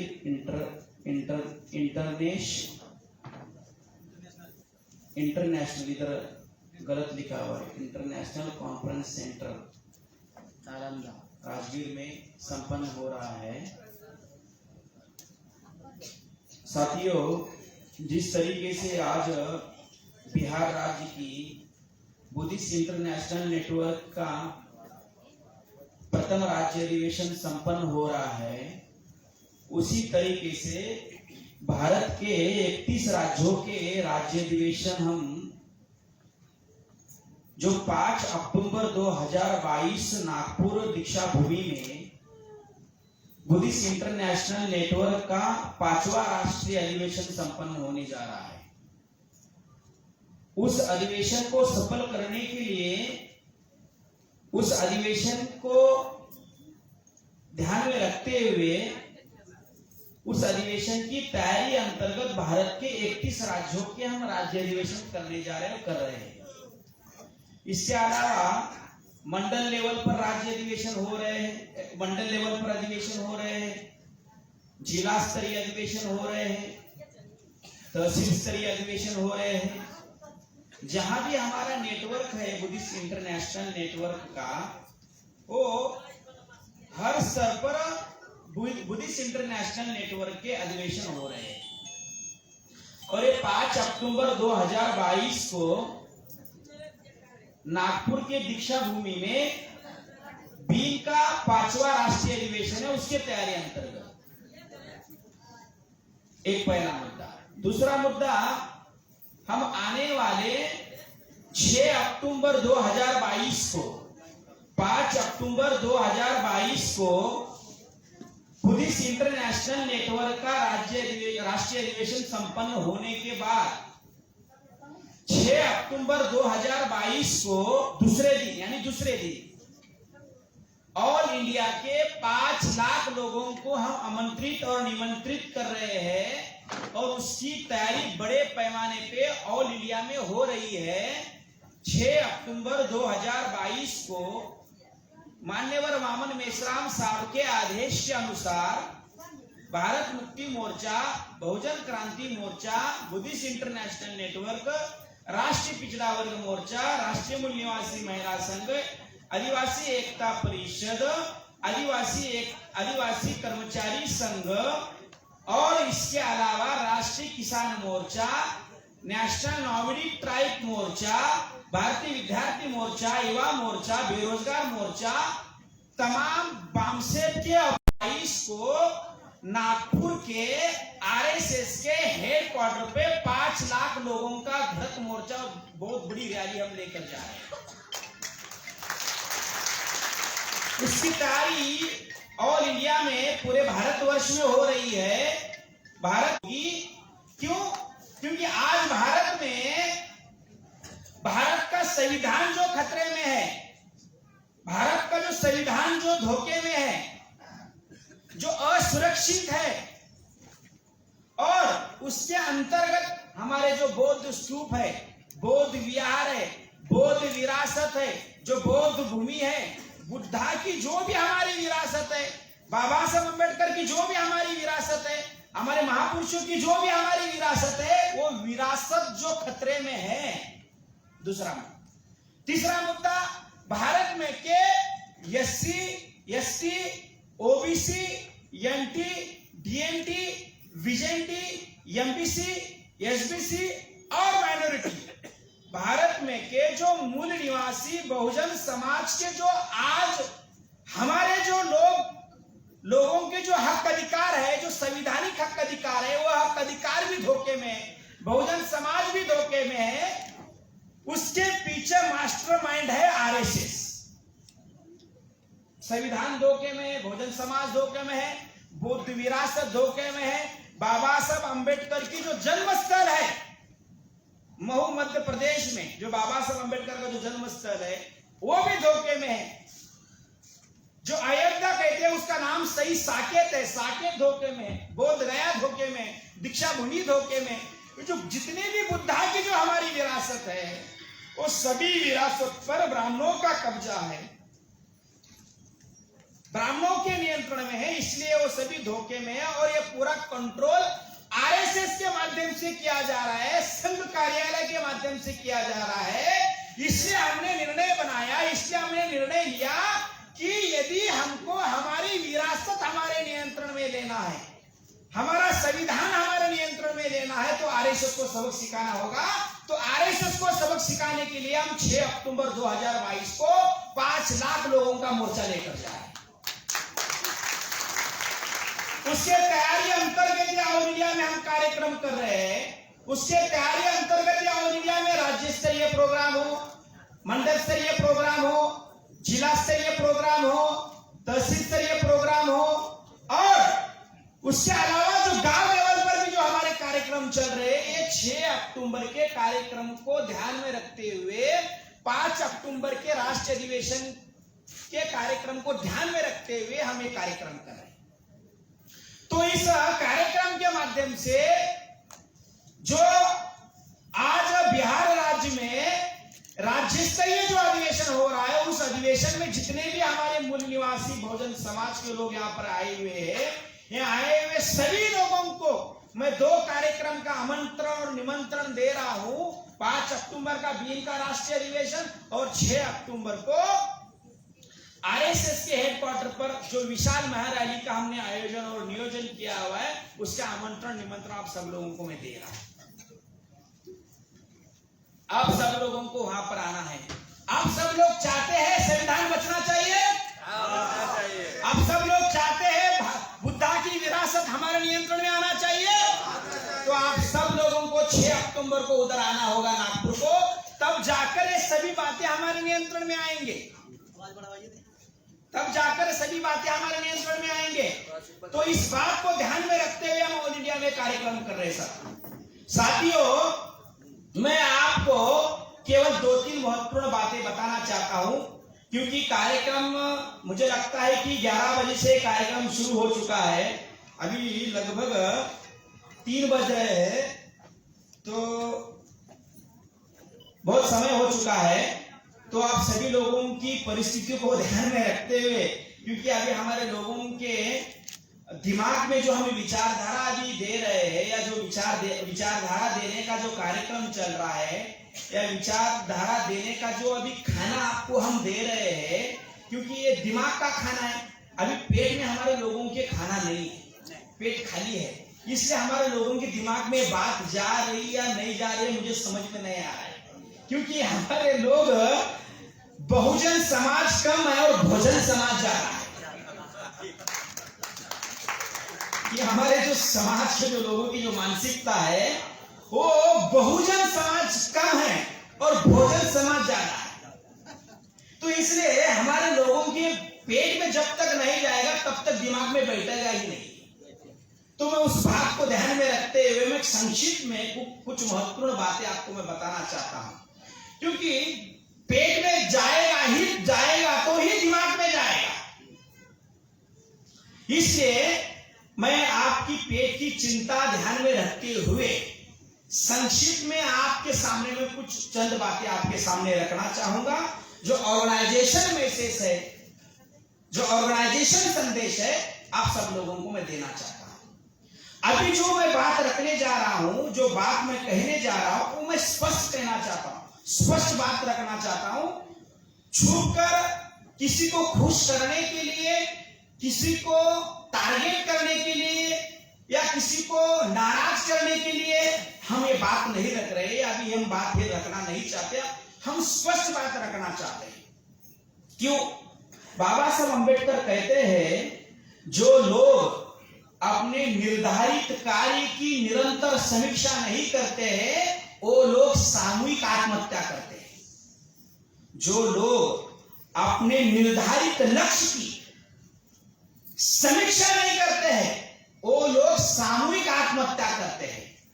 हम 46 साल से 46 साल से हम ये जो आंदोलन इतना बड़ा राष्ट्रव्यापी, देशव्यापी, भारतव्यापी नहीं इंटरनेशनल व्यापी जो हमने संगठन खड़ा किया, 31 राज्यों में, 550 जिलों में, 4,500 तहसीलों में, 2.5 लाख गांवों में, और इसके अलावा 37 कंट्री में 3,500 से भी ज्यादा जाति के कार्यकर्ता, 150 से भी ज्यादा ऑफिसेस ऑल इंडिया में, और इसके अलावा 25 सेंटर हमने बनाए ऑल इंडिया में। ये जो हमने इतना बड़ा मिशन, इतना बड़ा आंदोलन, इतना बड़ा मूवमेंट हमने जो खड़ा किया हुआ है, ये सफलता अर्जित करने के लिए खड़ा किया हुआ है, सामूहिक आत्महत्या करने के लिए खड़ा किया हुआ है? मेरा सवाल है, सफलता अर्जित करने के लिए खड़ा किया है ना? समाज को हक अधिकार देने के लिए खड़ा किया है ना? समाज को शासन प्रति जमात बनाने के लिए खड़ा किया है ना? समाज को राजा बनाने के लिए खड़ा किया है ना? समाज को शासक वर्ग में रूपांतरित करने के लिए खड़ा किया हुआ संगठन है, मूवमेंट है, मिशन है ना? सामूहिक आत्महत्या करने के लिए बनाया गया मिशन नहीं है। इसलिए हम सामूहिक आत्महत्या नहीं करना चाहते, सीधा समीक्षा करना चाहते, सही समीक्षा करना चाहते, जो सही बात है वो बताना चाहते। जो सही बात हम बताएंगे तब रियल समीक्षा होगी। जब रियल समीक्षा होगी, उस समीक्षा को ध्यान में रखते हुए, समीक्षा करते हुए हमारी जो कमियां खामियां हैं वो दूर करते हुए हम हमारे आंदोलन को सफलता के राह पर लेकर जा सकते हैं। इसलिए सीधी समीक्षा करनी चाहिए। समीक्षा करते वक्त डरना नहीं चाहिए, समीक्षा देते वक्त डरना नहीं चाहिए, सही बात बतानी चाहिए। जो मैं आपके सामने सही बात रखना चाहता हूं, सही बात बताना चाहता हूं। साथियों, बाबा साहब अंबेडकर ने उनके जीवन में, उनके लाइफ में उन्होंने एक ही बात 4 बार रिपीट की हुई है। एक ही बात बाबा साहब अंबेडकर ने उन्होंने 4 बार वो बात रिपीट की हुई है। वो बात मैं आपको बताना चाहता हूं। ये जो 4 बार बाबा साहब अंबेडकर ने एक ही बात रिपीट की है। बाबा साहब अंबेडकर ने जो 42 साल संघर्ष किया, 42 साल के संघर्ष में, जैसे 1916 से लेकर 1956 तक जो बाबा साहब अंबेडकर ने जो संघर्ष किया, 1916 से लेकर 1956 तक बाबा साहब अंबेडकर ने एक ही बात बार बार रिपीट की हुई है। उस बात को पूरा करने के लिए बाबा साहब अंबेडकर ने जीवन लगाई, जिंदगी लगाई, पूरा समर्पित होकर उन्होंने काम किया। वो 4 बात को समाज में प्रस्थापित करने के लिए, वो 4 सिद्धांत को समाज में प्रस्थापित करने के लिए वो यही एक ही बात बाबा साहब अंबेडकर ने 4 बार उठाई हुई है। मैं आप सबके सामने में बताना चाहता हूं, हमारे जितने भी महापुरुष भारत में पैदा हुए, वो सभी महापुरुष ये 4 सिद्धांत प्रस्थापित करने के लिए जिंदगी लगाई, जीवन लगाई, जवानी कुर्बानी की। ये 4 सिद्धांत प्रस्थापित करने के लिए, वो 4 सिद्धांत क्या है मैं आपको बताना चाहता हूं। और सभी महापुरुषों ने यही सपना देखा था, सभी महापुरुषों ने यही सपना पूरा करने के लिए उन्होंने काम किया, लेकिन वो सभी लोगों ने वो 4 सिद्धांत प्रस्थापित नहीं कर पाए। बाबा साहब अम्बेडकर ने वो करने की कोशिश की, लेकिन आज वर्तमान में वो 100% वो 4 सिद्धांत प्रस्थापित हुए नहीं है। वो 4 बातें समाज में प्रस्थापित हुए नहीं है। वो 4 बातें जो समाज में प्रस्थापित होना चाहिए वो नहीं हुए। उसके लिए भारत में 4 लोग जिम्मेवार हैं। उसके लिए कितने लोग जिम्मेवार हैं? जो बाबा साहब अम्बेडकर का सपना पूरा नहीं हो रहा है, बुद्धा का सपना पूरा नहीं हो रहा है, हमारे महापुरुषों का सपना पूरा नहीं हो रहा है या नहीं हो पा रहा है, या नहीं होने दे रहे हैं, उसके लिए भारत में 4 लोग जिम्मेवार हैं। ये 4 सिद्धांत बताने के पहले, ये 4 लोगों के बारे में बताने के पहले वो कौन सा सिद्धांत बाबा साहब अम्बेडकर ने 4 बार रिपीट किए वो आपको बताना चाहता हूं। बाबा साहब अम्बेडकर ने सबसे पहले 20 मार्च 1927 को महाड़ के चौधार तालाब में बाबा साहब अम्बेडकर ने एक बहुत बड़ा आंदोलन किया। चौधार तालाब का आंदोलन किया, संघर्ष किया, हजारों लोगों को लेकर बाबा साहब अम्बेडकर ने संघर्ष किया। जो महाराष्ट्र में रायगढ़ नाम का जिला है, रायगढ़ नाम के जिले में बाबा साहब अम्बेडकर ने महाड़ नाम का एक तहसील और महाड़ नाम के तहसील में चौधार तालाब नाम का एक तालाब है। चौधार तालाब, चौधार तालाब ही नाम क्यों दिया है? 14 जगह उनके गेट है, जो उस तालाब को 14 गेट है। कितने गेट है? 14 रास्ते, 14 गेट है। 14 गेट होने की वजह से उस तालाब का नाम है चौधार तालाब। तो उस चौधार तालाब का बाबा साहब अम्बेडकर ने आंदोलन किया 20 मार्च 1927 को। तो आंदोलन करने के पहले बाबा साहब अम्बेडकर ने 1927 को आंदोलन करने के पहले 1916 को बाबा साहब अम्बेडकर भारत में आए। बाबा साहब अम्बेडकर फॉरेन एजुकेशन लेने के लिए भारत के बाहर गए हुए थे। जब भारत के बाहर जाने के बाद जब भारत में 1916 को भारत में आए, 1916 को भारत में आने के बाद हमारे लोगों की हालत, हमारे लोगों की परिस्थिति बाबा साहब अम्बेडकर ने देखा। हमारे लोग जो मरे हुए जो गाय होते हैं, वो मांस होता है उसका, वो मरे हुए गाय को बाबा साहब हमारे लोग उसका मांस खाते थे। तो बाबा साहब अम्बेडकर ने हमारे लोगों को कहा ये बात ठीक नहीं है, अच्छी बात नहीं है, ये छोड़ दो, गंदा है, ऐसा नहीं करना चाहिए। तो बाबा साहब अम्बेडकर को हमारे लोगों ने जाकर मिले और बाबा साहब अम्बेडकर को हमारे लोगों ने कहा, बाबा साहब अम्बेडकर हम सब छोड़ने के लिए तैयार है, आप 2 टाइम का हमको खाना देते हो क्या? हमारे लोगों ने बाबा साहब, तो बाबा साहब ने कहा कि हमें आपको 2 टाइम का छोड़ दो, मैं 1 टाइम का भी खाना नहीं दे सकता। तो बाबा साहब अम्बेडकर को हमारे लोगों ने जवाब दिया, आप 4 किताबें पढ़कर हमको आके अक्ल मत पढ़ाओ, जाओ, हमको क्या करना क्या नहीं करना हम समझते। तो बाबा साहब अम्बेडकर को हमारे लोगों ने ऐसा जवाब दिया। तो ऐसा जवाब देने के बाद बाबा साहब अम्बेडकर ने सोचा कि ये लोग मुझे ऐसा प्रतिक्रिया क्यों दिया, ये लोगों ने मुझे ऐसा क्यों प्रतिक्रिया दी? मैं तो उनको अच्छी बात समझा रहा था, अच्छी बात बता रहा था, ये गंदा बात है, गंदी बात है, छोड़ दो, अच्छे रहो। तो ये लोग मुझे बोल रहे कि 4 किताबें पढ़कर आकर हमको आप अक्ल मत पढ़ा। ऐसा हमारे लोगों ने मुझे प्रतिक्रिया ऐसा क्यों दी? तो बाबा साहब अम्बेडकर ने इस पर चिंतन करने के बाद बाबा साहब अम्बेडकर को एक बात सामने आई। बाबा साहब अम्बेडकर ने सोचा, अरे मैं उनके आचरण में डायरेक्ट परिवर्तन की अपेक्षा कर रहा हूं। उनके आचरण में, उनके व्यवहार में परिवर्तन कब होगा? जब उनके विचारों में परिवर्तन होगा। विचारों में परिवर्तन किए बगैर आचरण में परिवर्तन संभव नहीं है। तो बाबा साहब अम्बेडकर ने संकल्प किया, बाबा साहब अम्बेडकर ने दृढ़ निश्चय किया, बाबा साहब अम्बेडकर ने डिसाइड किया कि मैं पहले इनके विचारों में परिवर्तन करने का काम करूंगा। तो 1916 से लेकर 1956 तक 11 साल बाबा साहब अम्बेडकर ने लोगों के विचारों में परिवर्तन करने का काम किया।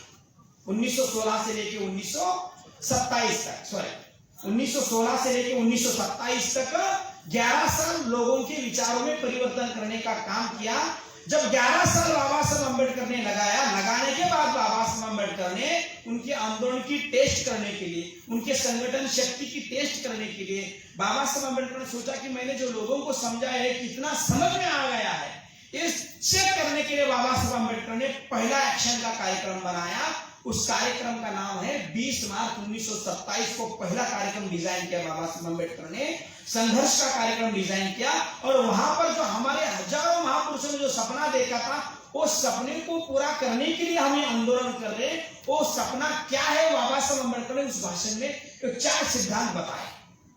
बाबा साहब अम्बेडकर ने वहां पे कहा कि हम ये जो आंदोलन कर रहे हैं, 20 मार्च 1927 को जो आंदोलन कर रहे हैं, ये हमारे महापुरुषों के 4 सिद्धांत प्रस्थापित करने के लिए कर रहे हैं। वो क्या 4 सिद्धांत मैं बताना चाहता हूं। बाबा साहब अम्बेडकर ने कहा हम ये जो आंदोलन कर रहे हैं समता, स्वतंत्रता, बंधुत्व, न्याय प्रस्थापित करने के लिए कर रहे हैं। समता, स्वतंत्रता, बंधुत्व, न्याय प्रस्थापित मानने के लिए करण्यासाठी प्रयत्न करें। ये बाबासाहेब आंबेडकर का ये मराठी में स्टेटमेंट है, इसका हिंदी में ट्रांसलेशन कर बताना चाहता हूं। मैं केवल समता को मानता ही नहीं, मैं समता प्रस्थापित करने का प्रयास करूंगा। जो समता, स्वतंत्रता, बंधुत्व, न्याय जो है वो प्रस्थापित करने के लिए बाबा साहब अम्बेडकर ने कहा हुआ है, जो 20 मार्च 1927 को बाबा साहब अम्बेडकर ने पहली बार कहा। उसके बाद 13 अक्टूबर 1935 को नासिक जिला के येवला में बाबा साहब अम्बेडकर ने धर्मांतर की घोषणा की। बाबा साहब अम्बेडकर ने कहा, हिंदू धर्म में मैं पैदा हुआ, लेकिन हिंदू धर्म में मैं नहीं मरूंगा। कौन से धर्म में पैदा होना ये मेरी बस की बात नहीं थी, लेकिन कौन से धर्म में और कौन से धर्म में जीना और मरना ये मेरी बस की बात है। ये बाबा साहब अम्बेडकर ने संकल्प किया। 1935 को येवला नासिक में बाबा साहब अम्बेडकर ने लाखों लोगों के सामने भाषण करते वक्त कहा, हम ये जो आंदोलन की घोषणा कर रहे हैं, मैं ये जो धर्मांतर की घोषणा मैं कर रहा हूं, ये क्यों कर रहा हूं? समता, स्वतंत्रता, बंधुत्व, न्याय प्रस्थापित करने के लिए कर रहा हूं। ये दो बार हो गए 20 मार्च 1927 और 13 अक्टूबर 1935 को नासिक में बाबा साहब अम्बेडकर ने ये कहा।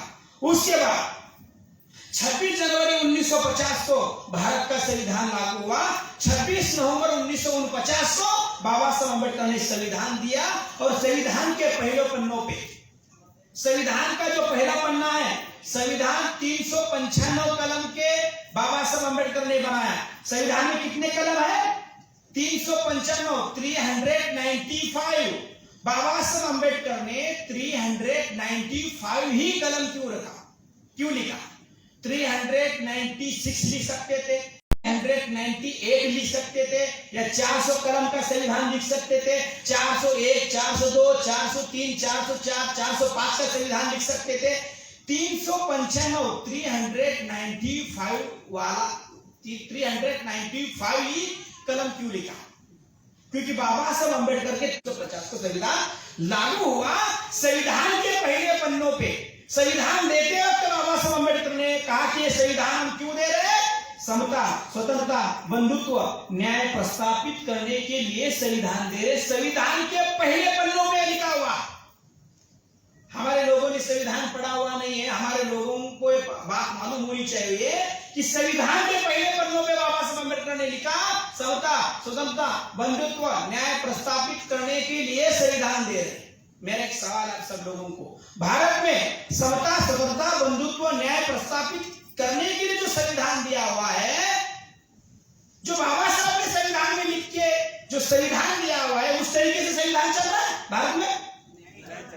उसके विरोध में, समता के विरोध में विषमता चल रहा है, बंधु भाई के विरोध में भेदभाव चल रहा है, न्याय के नाम पे अन्याय चल रहा है, स्वतंत्रता के नाम पर गुलामी छुपी हुई है, गुलामी चल रही है। तो समता, स्वतंत्रता, बंधुत्व, न्याय नहीं है। इसके विरोध में देश का कारोबार चल रहा है। संविधान को साइडलाइन कर देश का कारोबार चल रहा है। संविधान को बाजू में रखकर मनुस्मृति पर देश चल रहा है। केवल नाम के लिए संविधान है, दिखाने के लिए संविधान है, बोलने के लिए संविधान है। पूरे संविधान को 26 जनवरी 1950 को जैसे संविधान लागू हुआ, 26 जनवरी 1950 के शाम के जो 12 बजते हैं, 12 बजने के बाद 27 चलता है। 27 जनवरी शुरू होता है। 27 जनवरी 1950 से संविधान के विरोध में काम चल रहा है, जो आज तक चल रहा है। बात समझ में आपको? जब संविधान दिया गया तब से संविधान के विरोध में काम चल रहा है। संविधान को साइडलाइन करके संविधान के विरोध में काम चल रहा है। क्योंकि संविधान के जो लोकतंत्र के जो 4 पिलर है, वो 4 पिलर पर जो 1952 को जो कब्जा किया, तो आज तक वो कब्जा हटा हुआ नहीं है। आज तक कब्जा हटा हुआ नहीं है। आज भी संविधान और लोकतंत्र के जो 4 पिलर और संविधान है, उस संविधान पर और लोकतंत्र के चारों पिलर पर ब्राह्मणों का कब्जा है। 26 जनवरी 1950 को संविधान लागू हुआ, और संविधान के तहत पहले जो लोकसभा के चुनाव हुए, 1952 के चुनाव में पंडित जवाहरलाल नेहरू काश्मीरी ब्राह्मण 3.5% ब्राह्मणों को 60% टिकट देके 56% ब्राह्मणों को चुनवा कर लाया और चुनवा कर लाकर कार्यपालिका, न्यायपालिका पर, विधायिका पर और मीडिया पर लोकतंत्र के चारों पिलर पर 26 जनवरी 1950 को संविधान लागू हुआ और 52 को चुनाव हुए। जो 52 को जो चुनाव है, उस चुनाव के बाद जो संविधान पर कब्जा किया गया, लोकतंत्र के 4 पिलर पर कब्जा किया, जो वो आज तक 27 सितंबर 2022 तक लोकतंत्र के चारों पिलर पर कब्जा है। साथियों, इसका विश्लेषण बहुत बड़ा है, आप सब लोग जानते हैं, अब सब लोगों को पता है। कार्यपालिका पर ब्राह्मणों का नियंत्रण, न्यायपालिका पर ब्राह्मणों का नियंत्रण, विधायिका पर ब्राह्मणों का नियंत्रण, मीडिया पर ब्राह्मणों का नियंत्रण, लोकतंत्र के हर पिलर पर ब्राह्मणों का नियंत्रण है। जो 26 जनवरी 1950 को बाबा साहब अम्बेडकर ने कहा, समता, स्वतंत्रता, बंधुत्व, न्याय प्रस्तापित करने के लिए संविधान दिया हुआ है, संविधान को साइडलाइन करके देश का राज पाठ चलाया जा रहा है, कारोबार चल रहा है। ये बाबा साहब अम्बेडकर ने तीसरी बार रिपीट किया, यही बात तीसरी बार। चौथी बार बाबा साहब अम्बेडकर ने 14 अक्टूबर 1956 को भारत के 5 लाख लोगों को लेकर नागपुर के दीक्षा भूमि में बौद्ध धर्म का स्वीकार किया। बौद्ध धर्म का स्वीकार करते वक्त बाबा साहब अम्बेडकर ने कहा, हम बौद्ध धर्म का स्वीकार क्यों कर रहे हैं? क्योंकि बौद्ध धर्म में समता, स्वतंत्रता, बंधुत्व, न्याय, ये 4 सिद्धांत है, इसलिए बौद्ध धर्म का स्वीकार कर रहे हैं। और बौद्ध धर्म का स्वीकार कर हम समता, स्वतंत्रता, बंधुत्व, न्याय प्रस्तापित करने के लिए बौद्ध धर्म का स्वीकार कर रहे हैं। मैं आपको पूछना चाहता हूं, मैं आपको बताना चाहता हूं, जो बाबा साहब अम्बेडकर ने एक ही बात 4 बार रिपीट की हुई है, समता, स्वतंत्रता, बंधुत्व, न्याय प्रस्तापित हुआ? मेरा सवाल हुआ क्या? ये चारों सिद्धांत समाज में प्रस्तापित हुए हैं क्या? नहीं हुए। क्यों नहीं हुए? इसके लिए 4 लोग जिम्मेवार आ रहे हैं। मैं बताना चाहता हूं, वो बताने के पहले एक बात बताना चाहता हूं। दुनिया में 3 लोगों की अंत यात्रा के संदर्भ में बहुत बड़ी चर्चा होगी। जो लोग दुनिया में बहुत लोग गुजरते, बहुत लोग मरते हैं, बहुत लोग एक्सपायर होते हैं, लेकिन उनकी चर्चा नहीं होती है।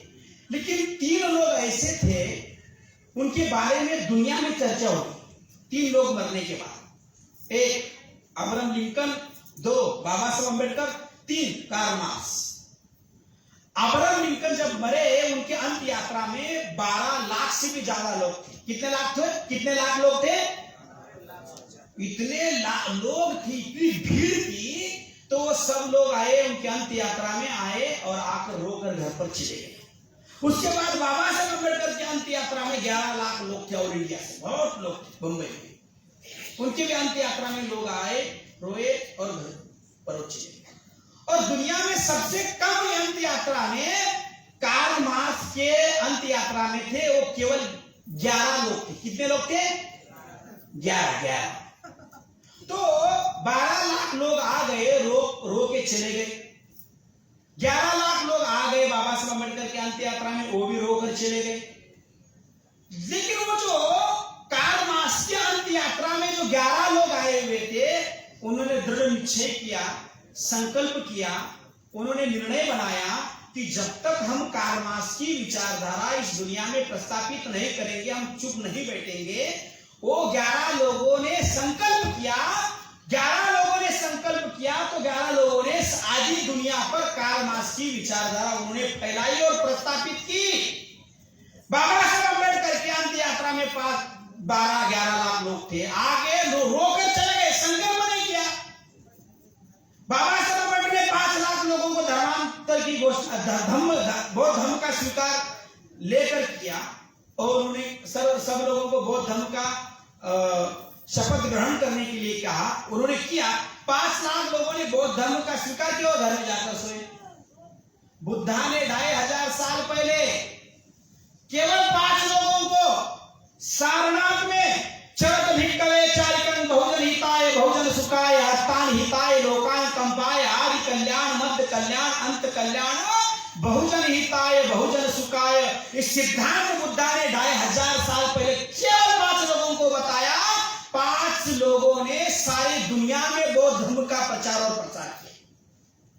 बाबा साहब ने 5 लाख लोगों को दिया, आए बौद्ध धर्म का स्वीकार किया, जाकर सो गए।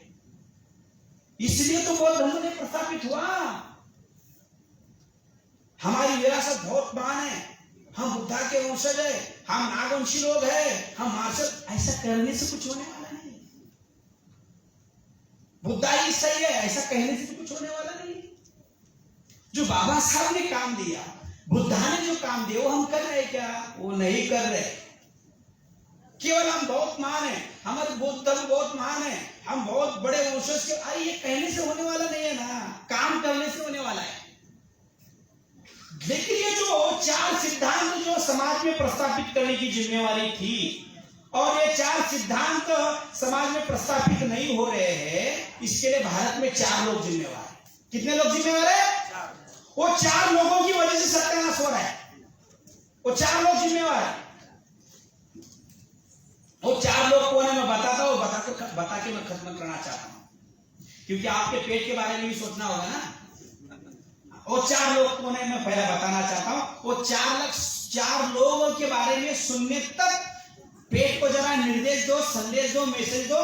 वो 4 बातें सुनकर हम आपका कार्यक्रम आगे शुरू करेंगे। तो वो 4 लोग को मैं बताना चाहता हूं। सबसे पहले ये जो बाबा साहब का सपना पूरा नहीं हो रहा है, बुद्धा का सपना पूरा नहीं हो रहा है, महापुरुषों का सपना पूरा नहीं हो रहा है, बहुजनों की गुलामी खत्म नहीं हो रही है, बहुजनों पर जो अन्याय अत्याचार हो रहा है, बहुजन समाज शासन करती जमात नहीं बन रहा है, बहुजन समाज शासक वर्ग में रूपांतरित नहीं हो रहा है, बहुजन समाज पर अन्याय अत्याचार हो रहा है, इसके लिए 4 लोग जिम्मेवार है। इसमें पहले नंबर का जिम्मेवार आदमी है, जिम्मेवार लोग है भारत में के कर्मचारी वर्ग, जो IAS लोग है, IPS लोग है, RRS लोग है, डॉक्टर लोग है, वकील लोग है, इंजीनियर लोग है, प्रोफेसर लोग है, टीचर लोग है, अधिकारी लोग है, class 1, class 2, class 3, class 4, government servant और नॉन गवर्नमेंट सर्वेंट में के जो हमारे SC, ST, OBC माइनॉरिटी के जो कर्मचारी बुद्धिजीवी वर्ग है, वो लोग जिम्मेवार है पहले नंबर पे। दूसरे नंबर पे समाज में का नेता वर्ग जिम्मेवार है।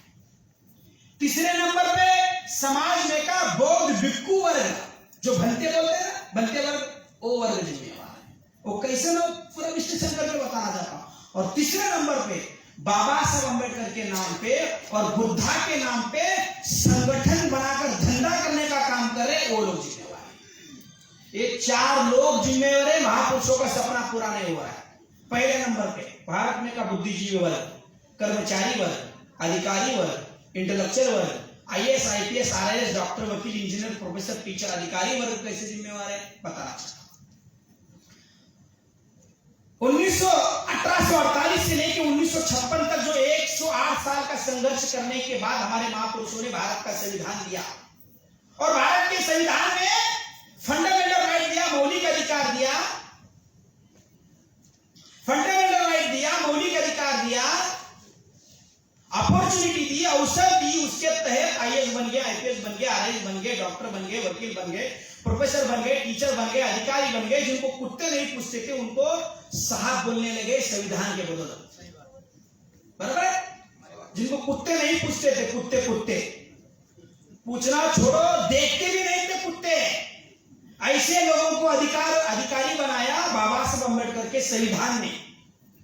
और बाबा साहब अम्बेडकर ने पढ़े लिखे लोगों से उम्मीद की थी, आशा की थी, अपेक्षा की थी कि ये पढ़े लिखे लोग मेरा जो पीछे रहा हुआ जो समाज है, जिनको अधिकार मिले हुए नहीं है, उनको अधिकार दिलाने के लिए, उनको हक अधिकार दिलाने के लिए, उनको न्याय दिलाने के लिए ये जो पढ़े लिखे लोग जो आगे गए हुए, जो 100% में से 5% लोगों को अधिकार मिले, 5% लोगों का उद्धार हुआ, 5% लोगों का कल्याण हुआ, ये लोगों की जिम्मेवारी थी। जो 95% लोग हैं मेरा समाज, जो पिछड़ा हुआ समाज है, उस समाज को आगे ले जाने के लिए, हक अधिकार दिलाने के लिए ये लोग काम करेंगे, ऐसी अपेक्षा उम्मीद बाबा साहब अम्बेडकर ने की थी। लेकिन ये लोगों ने बाबा साहब अम्बेडकर के साथ गद्दारी की, बाबा साहब अम्बेडकर के साथ धोखाधड़ी की। इसलिए बाबा साहब अम्बेडकर ने 18 मार्च 1956 को आगरा के रामलीला मैदान में कहा, मेरे समाज के पढ़े लिखे गद्दार लोगों ने धोखा दिया। क्यों कहा? कि इनसे उम्मीद की थी ये लोग साड़ी माड़ी, गाड़ी, बंगला, छुरी, पैसे में बेची, भूल गए समाज को। इससे समाज का सत्यानाश हो रहा है। समाज का उद्धार नहीं हो रहा है, वो केवल अपने बीवी बच्चों के बारे में सोच रहा है, समाज के बारे में सोच ही नहीं रहा है, समाज के बारे में सोच नहीं रहा है, इसलिए समाज का सत्यानाश हो रहा है। इसलिए समाज का बुद्धिजीवी वर्ग जिम्मेवार है।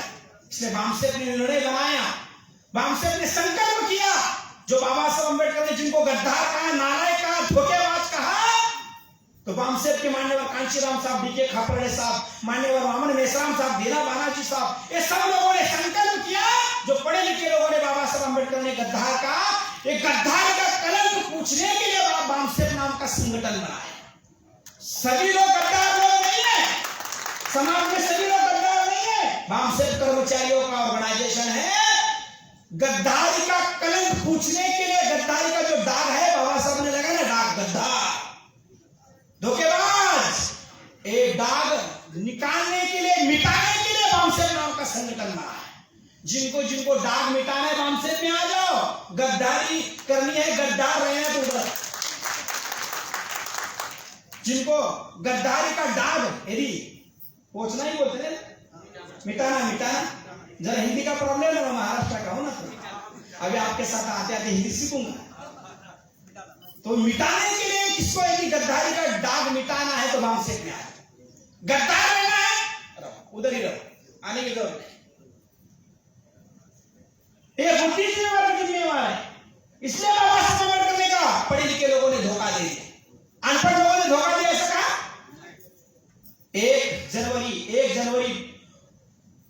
1818 को जो भीमा कोरेगांव का जो युद्ध हुआ, अनाड़ी लोगों ने, अनाड़ी 500 लोगों ने 28,000 ब्राह्मणों को काटा। तो बाबा साहब अम्बेडकर दुनिया में कहां भी रहते, 1 जनवरी को भीमा कोरेगांव में जाके उस अनाड़ी लोगों को अभिवादन करते थे, और पढ़े लिखे लोगों को बाबा साहब अम्बेडकर ने धोखेबाज कहते। क्यों कहा कि अनाड़ी लोग ईमानदार थे, पढ़े लिखे लोग ईमानदार नहीं है, तेल लगाए हुए पहलवान है, तेल लगाए हुए पहलवान। बाबा साहब अम्बेडकर ने गद्दार कहा, मान्यवर खापड़े साहब ने कहा तेल लगाया हुआ पहलवान, और मान्यवर कांशीराम साहब ने कहा एंटी सोशल एलिमेंट पाकिट मार समझ में, कटलर। और मान्यवर वामन मेश्राम साहब कहते हैं कि पढ़े लिखे लोग एक सवाल पूछने वाला पढ़े लिखे वर्ग है, पढ़े लिखे लोग हैं, सवाल पूछते हैं, जवाब देने के बाद फिर एक सवाल पूछते, फिर जवाब देने के बाद फिर सवाल पूछते, फिर जवाब देने के बाद फिर सवाल पूछते, काम करने के बारे में बोलते ही नहीं है, केवल सवाल पूछते हैं। तो मेश्राम साहब ने कहा ये पढ़े लिखे लोग सवाल पूछने वाला समाज है, सवाल पूछने वाला पढ़े लिखे लोग, काम नहीं करने वाला। तो ये पढ़े लिखे लोग जिम्मेवार, काम नहीं कर रहे, इसलिए तो सत्यानाश हो रहा है। उसके बाद दूसरे नंबर पर नेता वर्ग, जिनको आप नेता कहते हो, बाबा साहब अम्बेडकर उनको what Congress Gandhi how to untouchables नाम की किताब में, टेट एंड माइनॉरिटीज नाम की किताब में बाबा साहब अम्बेडकर ने लिखा, ये समाज के नेता नहीं है, समाज के दलाल और भड़वे लोग। कौन लोग हैं? समाज के दलाल और भड़वे लोग हैं, जिनका हम एमएलए कहते हैं, जिनका हम एमपी कहते हैं, जिनका हम मंत्री कहते हैं, वो कौन है? समाज के दलाल और भड़वे। बाबा साहब अम्बेडकर ने कहा केवल दलाल और भड़वे नहीं है, वो कुत्ते हैं। और आगे कहा ये केवल कुत्ते भी नहीं है, ये दूध हिलाने वाले कुत्ते। फिर और आगे कहा ये दांत भोंकने वाले कुत्ते, भोंकने वाले भी नहीं। बात समझ में आपको? ये जो दलाल और भड़वे है, 9 अगस्त 2018 को दिल्ली के जंतर मंतर पे संविधान जलाया 11 ब्राह्मणों ने। एक single of parliament, member of parliament और सिंगल एक एमएलए इनके विरोध में स्टेटमेंट भी पास नहीं किया। पास किया? इसलिए वो दलाल बड़े बोल रहा हूं मैं। संविधान जलाया, लेकिन ये मेंबर ऑफ पार्लियामेंट और जो भारत में जितने भी एमएलए वो लोगों ने उनके विरोध में सिंगल स्टेटमेंट भी पास नहीं किया। इसलिए वो दलाल और बड़े, वो हमारे रियल रिप्रेजेंटेशन नहीं है, लड़ने झगड़ने वाले प्रतिनिधि नहीं है। वो चुनकर जाने के पहले कहते मैं आपका हूं, मैं आपके समाज का हूं, एससी का हूं, एसटी का हूं, ओबीसी का हूं, माइनॉरिटी का हूं। चुनकर जाने के बाद कहता है मैं कांग्रेस का हूं, बीजेपी का हूं, मैं कम्युनिस्ट का हूं, बोलता है। तब समाज का नहीं रहता हो, चुनकर जाने के बाद पार्टी का होता है। इससे वो दलाल बढ़ रहा है। हमको रियल रिप्रेजेंटेशन चुनकर भेजने हैं, इसके लिए हमको समाज को तैयार करना जरूरी है। तो वो लोग जिम्मेवार है। तीसरे नंबर पे समाज नेता भिक्खु वर्ग जिम्मेवार है, और जो लोगों ने बौद्ध धर्म का स्वीकार किया वो लोग जिम्मेवार है। भिक्खु वर्ग कैसे जिम्मेवार है?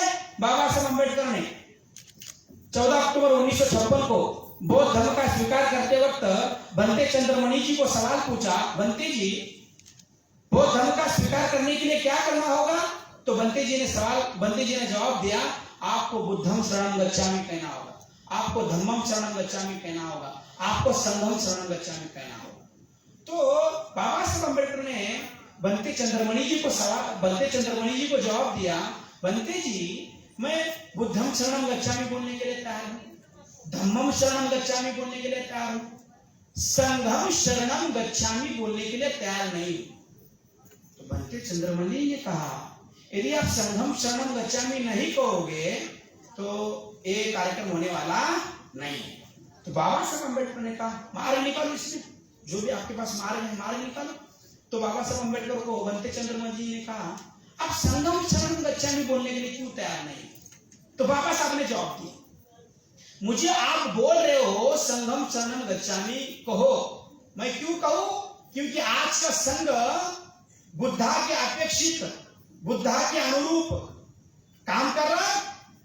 बंते चंद्रमणि जी को सवाल पूछा बाबा साहब ने, काम कर रहा है? बंते चंद्रमणि जी ने बोला, सोचना चाहिए इस पे। बाबा साहब ने बोला, मैं बता क्या कर रहा है आज का बौद्ध भिक्खु? खाना खा रहा है, विहार में सो रहा है, खाना खा रहा है, विहार में सो रहा है, खाना खा रहा है, विहार में सो रहा है। चरत भिक्खवे चारितम बहुजन हिताय बहुजन सुखाय तान हिताय लोकान कंपाय, आदि कल्याण मध्य कल्याण अंत कल्याण का सिद्धांत बौद्ध भिक्खु कहां पे लेके जा रहा है? वो संगीत सुनते हुए सो रहा है। मैंने बाबा साहब ने कहा है, आप बोलते रहेंगे दोस्तों मुझे बोल रहे हैं ना, बाबा साहब ने कहा है। सर एक रिपोर्ट आया है नाइजीरिया का, तो बाबा साहब अम्बेडकर ने कहा कि ये बौद्ध भिक्खु जिम्मेवार है, जो बौद्ध धर्म का काम जो जिनके पर बुद्धा ने दी हुई है, वो बौद्ध धर्म का काम करने के बजाय वो केवल खाना खा के विहार में सो रहे हैं। और आज आपके घर पे आप फिर आपके ये खाने का आमंत्रण दे रहे, प्रचार प्रसार का नहीं दे रहे। बात समझ रहे आपको? मैंने कह रहा हूं, बाबा साहब अम्बेडकर कह रहे हैं, इसलिए मैं संघ को शरण जाने के लिए तैयार नहीं हूं, बाबा साहब ने कहा। बाबा साहब अम्बेडकर ने इस बात को ध्यान में रखते हुए संघ का संगठन बनाया। वो मैं बताना चाहता हूं, 4 सितंबर 1954 को बाबा साहब अम्बेडकर ने संगठन बनाया। 4 सितंबर 1954 को यह संगठन बनाया, भारतीय बौद्ध महासभा का संगठन पहले बनाया, धर्मांतर बाद में किया। क्यों? बाबा साहब को पता था संघ आज का कार्यरत नहीं है, संघ कार्य नहीं कर रहा है, बौद्ध भिक्खु का जो संघ है वो कार्य नहीं कर रहा है। इसके लिए बाबा साहब अम्बेडकर ने संगठन पहले बनाया, धर्मांतर बाद में किया। तो ये वो लोग जिम्मेवार है, और जो बौद्ध धर्म का स्वीकार किए हुए लोग हैं वो लोग भी जिम्मेवार हो। केवल बौद्ध धर्म का स्वीकार कर घर में बैठे हुए हैं, प्रचार और प्रसार ही नहीं कर रहे। उसके बाद चौथे नंबर पे बाबा साहब अम्बेडकर के नाम पे और बुद्धा के नाम पे संगठन चलाकर केवल धंधा कर रहे। नाम बाबा साहब का ले रहे, काम गांधी का कर रहे, नाम बाबा साहब का ले रहे, काम गोरवलकर का कर रहे, नाम बाबा साहब का ले रहे, काम तिलक का कर रहे, नाम बाबा साहब का ले रहे, काम जवाहरलाल नेहरू का कर रहे, नाम बाबा साहब अम्बेडकर का ले रहे, सावरकर का काम कर रहे। बात समझ में? नाम बाबा साहब का, काम ब्राह्मणों का। तो ये बाबा साहब और बुद्धा के नाम पे संगठन बनाकर धंधा चलाने का कार्यक्रम कर रहे हैं। तो ये 4 लोग जिम्मेवार है, बाबा साहब का सपना पूरा नहीं हो रहा है, और ये 4 लोग ही जिम्मेवार है बाबा साहब का सपना पूरा करने के लिए। यही लोग जिम्मेवार है, यही लोगों को पूरा कर सकते हैं, यही लोग पूरा नहीं कर सकते। तो हम ये 4 लोगों को ऑर्गेनाइज करने का काम कर रहे हैं। जैसे कर्मचारियों के लिए बामसेर नाम का संगठन बनाया, नेशनल इंटरनेशनल लेवल का संगठन। नेता लोगों के लिए बीएमपी नाम का ऑर्गेनाइजेशन बनाया, ऑल इंडिया में वो काम चल रहा है। उसके बाद बौद्ध भिक्खु के लिए बुद्धिस्ट इंटरनेशनल नेटवर्क, बौद्ध भिक्खु संघ नाम का इंटरनेशनल और नेशनल लेवल का संगठन बनाया। और समाज में जो हजारों और लाखों संगठन है, उस संगठन को जोड़ने के लिए बहुजन क्रांति मोर्चा नाम का एक बहुत बड़ा मंच बनाया। ये 4 लोगों को जोड़ने के लिए हमने एक तंत्र और एक तरीका विकसित किया हुआ है, उसके तहत हम ऑल इंडिया में काम कर रहे हैं। साथियों, ये जो बाबा साहब अम्बेडकर ने फिर उसके बाद बौद्ध धर्म का स्वीकार करने के बाद कहा, मैं सारा भारत बौद्धमय करूंगा। सारा भारत बौद्धमय होगा तो समता, स्वतंत्रता, बंधुत्व, न्याय प्रस्थापित होगा। ये बाबा साहब अम्बेडकर ने घोषणा की। लेकिन सारा भारत बौद्धमय हुआ नहीं हुआ। इसलिए नहीं हुआ कि ये 4 लोगों को हमको ऑर्गेनाइज करना होगा, ये 4 लोगों को संगठित करना होगा, और ये लोगों को ऑर्गेनाइज करके संगठित करके नेशनल और इंटरनेशनल लेवल का संगठन बनाना होगा और ताकत निर्माण करना होगा, शक्ति निर्माण करना होगा। तब जाकर हमारे महापुरुषों का हम सपना पूरा करने लायक बन सकते हैं। साथियों, लास्ट एक बात बताता और खत्म कराना चाहता हूं। इस 4 उद्देश्य को पूरा करने के लिए, महापुरुषों का सपना पूरा करने के लिए हमने एक डायनामिक कार्यक्रम बनाया। मैं बताना चाहता हूं, एक डायनामिक कार्यक्रम बनाया। एक तो कार्यक्रम 6 अक्टूबर को होने वाला है, 5 लाख लोगों का मोर्चा लेकर जाने वाले आप सब लोगों को आना है। उसके बाद हमने प्लान बनाया, हम आने वाले 10 साल में 20 बार से भी ज्यादा भारत बंद करेंगे। कितने बार भारत बंद करेंगे? हम जितनी बार भारत बंद करेंगे, राष्ट्रव्यापी, देशव्यापी, भारत व्यापी, जब हम भारत बंद करेंगे तो क्या होगा? भारत व्यापी जब हम भारत बंद करेंगे, राष्ट्रव्यापी, देशव्यापी, भारत व्यापी जनमत का निर्माण होगा। क्या होगा? जनमत का निर्माण होगा। जनमत का निर्माण होने के बाद क्या होगा?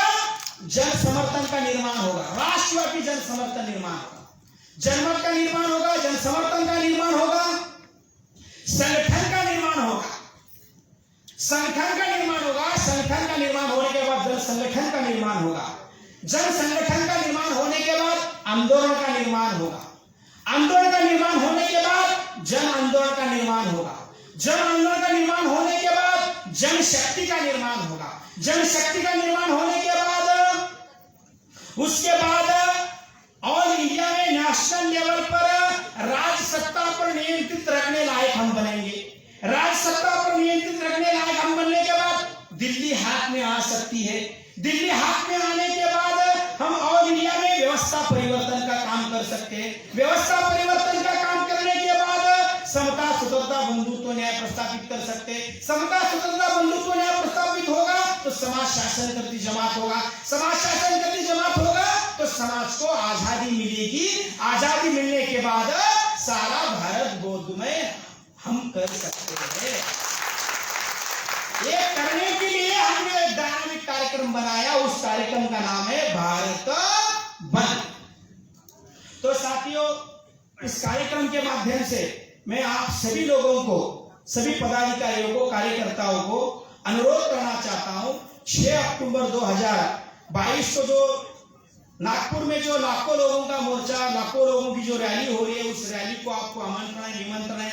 5 अक्टूबर को जो बुद्धिस्ट इंटरनेशनल नेटवर्क का राष्ट्रीय अधिवेशन होने वाला है नागपुर में, उस कार्यक्रम को भी आपको आमंत्रण और निमंत्रण है। आप सब लोगों को उस कार्यक्रम में आना है। लास्ट एक बात का मैं अपील करना चाहता हूं, तो मैं सभी लोगों को अपील करना चाहता हूं। लास्ट एक बात 1 मिनट में खत्म करना चाहता हूं।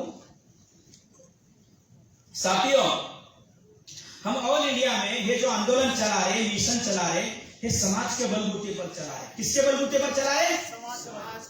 टाटा, बिरला, अंबानी, कांग्रेस, बीजेपी, कम्युनिस्ट के बलबूते पर हम नहीं चला रहे। हमारा आंदोलन को स्वाभिमानी बनाना है, स्वावलंबी बनाना है, आत्मनिर्भर बनाना है। स्वाभिमानी, स्वावलंबी, आत्मनिर्भर बनाने के लिए समाज में से ही रिसोर्सेज जनरेट करना होगा, समाज में से ही फंड जनरेट करना होगा, समाज में से ही पैसा जनरेट करना होगा। क्योंकि आज ऑल इंडिया में हमारे 150 ऑफिसेस हमको चलाना है। ऑल इंडिया में 1,500 से भी ज्यादा फुल टाइमर उनको मेंटेनेंस करना है।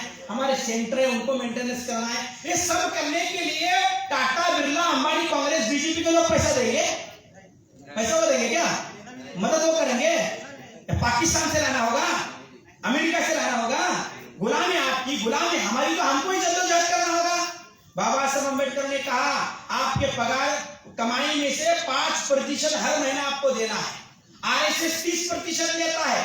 हमारे लोगों को 5% हर महीना यदि मांगेंगे तो हमारे लोग घर में जाकर सोएंगे।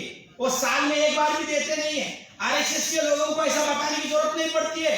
वो आरएसएस के लोग बताते भी नहीं है, वो पाकिट में ला कर देते हैं। हमारे लोगों को 2 घंटा 3 घंटे बताने के बाद 100 रुपए का पर्चा बना, 100 रुपए का चंदा लो, हजारों करोड़ों रुपए की विचारधारा सुनते हैं और 100 रुपए देते हैं। तो 100 रुपए में आंदोलन चलने वाला है?